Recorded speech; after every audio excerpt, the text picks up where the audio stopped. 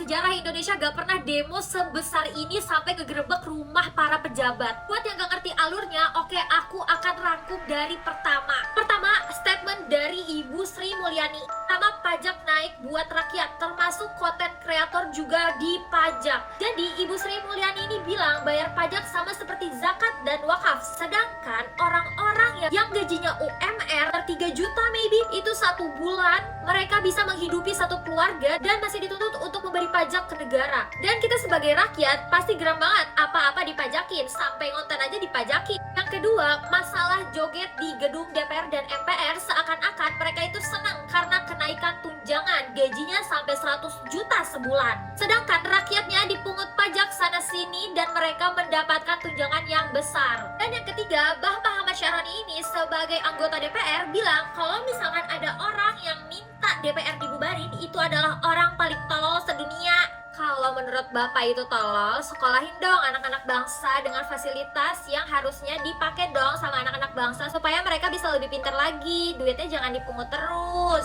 Apalagi gaji guru aja cuma ratusan ribu, mana bisa bikin anak bangsa pintar kalau misalkan fasilitas negara aja nggak dikasih. Mereka yang elit, pintar, punya banyak duit sih enak ya, bisa sekolah di tempat yang bagus, standar gurunya tinggi, bagus, segala macam. Bah kalau sekolah negeri, fasilitasnya kecil, sempit, gurunya aja nggak dikasih fasilitas yang bagus sama negara. Setelah kejadian itu, rakyat Indonesia bener-bener geram banget sampai dibilang tolol gitu kan. Udah tuh, mereka ngadain demo ke gedung DPR yang ada di Jakarta. Awalnya sih cuman pengen didengarkan aspirasi rakyat yang berupa turunkan gaji anggota DPR dan yang lainnya. Awalnya demonya itu damai, tapi karena gak didengar dan gak digubris, rakyat ngamuk. Tapi kalau yang di foto ini, itu adalah provokator. Sebelum kita masuk ke provokator, di tengah kejadian demo di Jakarta, ditabraklah anggota ojol yang lagi nganter makanan. Dia digelek, terus habis digelek anggota Brimob ini jadi 2 kali tindas. Di situ makin panas situasinya, udah gak kondusif karena anggota Polri dianggap sebagai